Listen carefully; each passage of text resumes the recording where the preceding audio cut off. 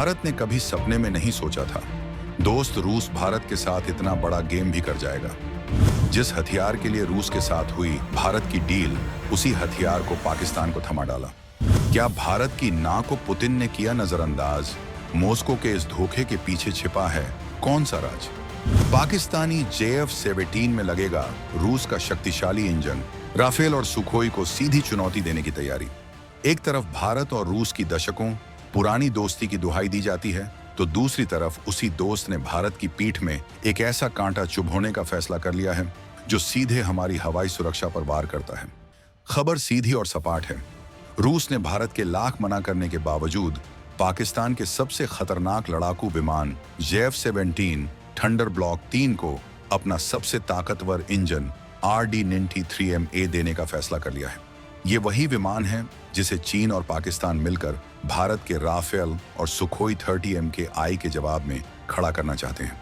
ये इंजन सिर्फ एक पुर्जा नहीं, बल्कि वो धड़कन है जो पाकिस्तान की वायुसेना को नई ताकत देगी, उसे और ज्यादा घातक, तेज और फुर्तीला बना देगी। मॉस्को का ये कदम पहली नजर में एक खुला धोखा लगता है, एक ऐसा फैसला जो भारत रूस के रिश्तों में हमेशा के लिए दरार डाल सकता है। लेकिन क्या ये कहानी इतनी सीधी है जितनी दिख रही है? क्या वाकई रूस ने भारत को धोखा दिया है, या फिर इस धोखे की आड़ में भारत ने एक ऐसा चक्रव्यूह रच दिया है जिसकी भनक ना तो इस्लामाबाद को है और ना ही बीजिंग को? क्या कुछ ऐसा होने वाला है जिसकी उम्मीद भारत के दुश्मनों ने भी नहीं की थी? क्या रूस भारत के इशारे पर ही ये सब कर रहा है, या इसके पीछे की कुछ और कहानी है? चलिए आपको बताते हैं इस धमाकेदार खबर की पूरी कहानी। तो बने रहिएगा वीडियो पर, और इस संबंध में आपके जो भी विचार हो कमेंट में लिखकर जरूर बताइएगा। तो आखिर ये पूरा मामला है क्या, और ये RD-93MA इंजन इतना खास क्यों है कि इसके एक फैसले ने दक्षिण एशिया में शक्ति का संतुलन हिलाकर रख दिया है? इसे समझने के लिए हमें थोड़ा पीछे जाना होगा। JF-17 ये नाम पाकिस्तान अपनी सबसे बड़ी सैन्य उपलब्धि के तौर पर दुनिया को दिखाता है। कहने को तो ये एक स्वदेशी लड़ाकू विमान है, लेकिन हकीकत ये है कि ये चीन के डिजाइन और पाकिस्तान के पैसों से बना एक ऐसा विमान है जिसकी आत्मा हमेशा से ही रूसी रही है। इसके पुराने मॉडल्स में भी रूस का ही RD-93 इंजन लगता था। भारत ने तब भी, यानी साल 2006 में भी रूस के सामने अपनी कड़ी आपत्ति दर्ज कराई थी। भारत ने साफ कहा था कि आप हमारे दुश्मन को वो ताकत दे रहे हैं जिसका इस्तेमाल सीधे तौर पर हमारे खिलाफ होगा। तब रूस ने एक अजीब सा बहाना बनाया था। रूस ने कहा था कि वो ये इंजन सीधे पाकिस्तान को नहीं, बल्कि चीन को बेच रहा है। अब चीन उसे आगे किससे देता है, ये उसकी मर्जी। ये एक तरह से साफ पल्ला झाड़ने जैसा था, लेकिन भारत उस वक्त भी इस कूटनीतिक भाषा को समझ रहा था। लेकिन अब 2025 में रूस ने वो पर्दा भी हटा दिया है। अब वो सीधे सीधे पाकिस्तान को RD-93MA इंजन की सप्लाई करने जा रहा है। ये ना MA वर्जन कोई मामूली अपग्रेड नहीं है, बल्कि ये इस इंजन का वो सबसे आधुनिक रूप है जो JF-17 को एक खूंखार शिकारी में बदल सकता है। इस नए इंजन में पहले से कहीं ज्यादा थ्रस्ट है, यानी विमान पहले से ज्यादा तेजी से ऊंचाई पकड़ सकता है और खतरनाक हवाई करतब कर सकता है। इसकी फ्यूल एफिशिएंसी बेहतर है, मतलब ये हवा में ज्यादा देर तक टिक कर जंग लड़ सकता है। इसकी सर्विस लाइफ लंबी है और ये ज्यादा तापमान झेल सकता है, मतलब पायलट इसे एक्सट्रीम लेवल तक धकेल सकता है। जब इस ताकतवर इंजन को JF-17 ब्लॉक 3 के AESA radar, helmet mounted display और चीन की 150 किलोमीटर तक मार करने वाली PL-15 मिसाइल के साथ जोड़ दिया जाता है, तो ये एक डेडली कॉम्बिनेशन बन जाता है। पाकिस्तान इसी कॉम्बिनेशन के दम पर ये डींगे हाँकता है कि उसका JF-17 अब भारत के राफेल को टक्कर दे सकता है। हालांकि सैन्य विशेषज्ञ इस दावे को खोखला बताते हैं, लेकिन इस बात से कोई इनकार नहीं कर सकता कि ये अपग्रेड भारतीय वायुसेना के लिए एक नया और गंभीर सिरदर्द जरूर पैदा करेगा। ये ठीक वैसा ही है जैसे भारतीय वायुसेना की रीढ़ हमारा सुखोई 30MKI है, वैसे ही JF-17 पाकिस्तान की वायुसेना की रीढ़ है, और रूस के इस फैसले ने उस रीढ़ को स्टील का बना दिया है। अब सवाल उठता है कि जब भारत रूस का इतना बड़ा और भरोसेमंद रक्षा साझेदार है, जब भारत रूस से S-400 जैसा दुनिया का सबसे आधुनिक तकनीक एयर डिफेंस सिस्टम खरीद रहा है, अरबों डॉलर के हथियार खरीद रहा है, तो फिर पुतिन ने भारत की चिंताओं को कूड़ेदान में क्यों फेंक दिया? क्या रूस के लिए पैसा दोस्ती से ज्यादा कीमती हो गया है, या फिर इसके पीछे कोई गहरी अंतर्राष्ट्रीय राजनीति छिपी है? असल में इसके पीछे एक नहीं बल्कि कई वजहें हैं। पहली और सबसे बड़ी वजह है रूस की आर्थिक मजबूरी। यूक्रेन युद्ध के बाद पश्चिमी देशों ने रूस पर इतने कड़े आर्थिक प्रतिबंध लगा दिए हैं कि उसकी अर्थव्यवस्था चरमरा गई है। रूस को अपना देश चलाने और अपनी मिलिट्री मशीन को जिंदा रखने के लिए हर एक डॉलर की जरूरत है। ऐसे में पाकिस्तान जैसा खरीदार जो नगद पैसे देने को तैयार है, उसे वो मना नहीं कर सकता।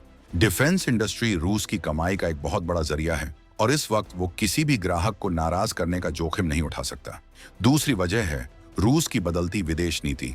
रूस अब दुनिया को यह संदेश देना चाहता है कि वो सिर्फ भारत पर ही निर्भर नहीं है, बल्कि दक्षिण एशिया में उसके और भी दोस्त हो सकते हैं। वो अमेरिका के बढ़ते प्रभाव को काउंटर करने के लिए पाकिस्तान के साथ अपने संबंध मजबूत कर रहा है। वो चीन पाकिस्तान इकोनॉमिक कॉरिडोर (CPC) में भी अपनी दिलचस्पी दिखा रहा है। ये रूस का एक क्लासिक बैलेंसिंग एक्ट है, जहां वो भारत को अपना सबसे बड़ा दोस्त बताता है, लेकिन साथ ही पाकिस्तान को भी खुश रखता है ताकि इस क्षेत्र में उसकी पूंछ बनी रहे। वो एक ही पत्थर से दो शिकार करना चाहता है। भारत को अपने पाले में भी रखना चाहता है और पाकिस्तान के जरिए अपनी रणनीतिक पहुंच भी बढ़ाना चाहता है। लेकिन रूस शायद ये भूल रहा है कि आप एक ही समय में दो नावों पर पैर नहीं रख सकते। भारत ने हमेशा से रूस के साथ अपनी दोस्ती निभाई है। यहां तक कि जब पूरी दुनिया रूस के खिलाफ थी, तब भी भारत ने न्यूट्रल रहकर अपनी दोस्ती का धर्म निभाया। लेकिन रूस का ये कदम उस भरोसे पर एक सीधा प्रहार है। ये फैसला नई दिल्ली में बैठे रणनीतिकारों को ये सोचने पर मजबूर कर रहा है कि क्या रूस अब वो भरोसेमंद साथी रहा जो वो शीत युद्ध के दौर में हुआ करता था। तो क्या भारत इस पूरे घटनाक्रम को चुपचाप देख रहा है? क्या हमने हार मान ली है? यहीं से कहानी में असली ट्विस्ट आता है, वो मोड़ जो ना तो पाकिस्तान समझ पा रहा है और ना ही उसका आका चीन। पहली नजर में ये भारत के लिए एक बहुत बड़ा झटका लगता है, लेकिन जब आप शतरंज की बिसात को दूर से देखते हैं तो आपको समझ आता है कि भारत ने इस झटके को ही अपने सबसे बड़े मौके में बदल दिया है। ये है 21वीं सदी के भारत की चाणक्य नीति, जो दुश्मन के हथियार से ही उसे मात देना जानती है। समझिए कैसे। पहला और सबसे बड़ा पॉइंट, निर्भरता का जाल। पाकिस्तान अपनी वायुसेना के सबसे बड़े बेड़े यानी JF-17 के लिए अब पूरी तरह से 100% रूस पर निर्भर हो गया है। उसके विमान का दिल यानी उसका इंजन अब मॉस्को के रहमोक्रम पर है। इसका मतलब क्या है? इसका मतलब यह है कि रूस के पास अब पाकिस्तान की पूरी वायुसेना का किल स्विच आ गया है। कल को अगर हालात बदलते हैं या भारत रूस के संबंध और मजबूत होते हैं, तो रूस सिर्फ एक झटके में इन इंजनों की सप्लाई, इनके स्पेयर पार्ट्स और इनकी तकनीकी मदद रोक सकता है। और जिस दिन ऐसा हुआ, उस दिन पाकिस्तान के आधे से ज्यादा लड़ाकू विमान उड़ान भरने लायक भी नहीं रहेंगे। वो सिर्फ जमीन पर खड़े लोहे के डिब्बे बनकर रह जाएंगे। पाकिस्तान ने सस्ते इंजन के लालच में अपनी पूरी हवाई ताकत की चाबी सीधे सीधे रूस के हाथ में थमा दी है और रूस का झुकाव हमेशा से भारत की तरफ रहा है। ये एक ऐसा रणनीतिक जाल है जिसमें पाकिस्तान खुद चलकर फंसा है और उसे इसका एहसास भी नहीं है। लेकिन असली खेल तो अब शुरू हुआ है। ये सिर्फ पाकिस्तान को काबू में रखने की बात नहीं है, ये भारत के अपने भविष्य की उड़ान की कहानी है।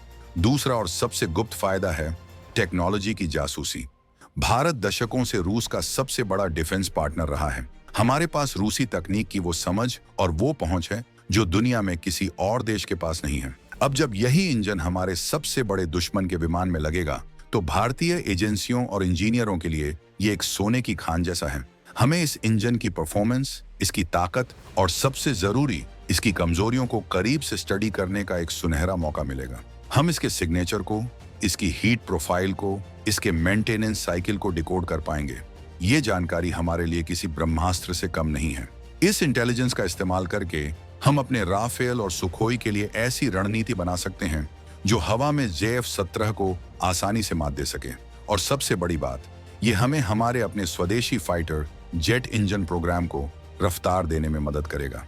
भारत सालों से अपने कावेरी 2.0 इंजन और 5वीं पीढ़ी के फाइटर जेट AMCA के लिए एक शक्तिशाली इंजन बनाने की कोशिश कर रहा है।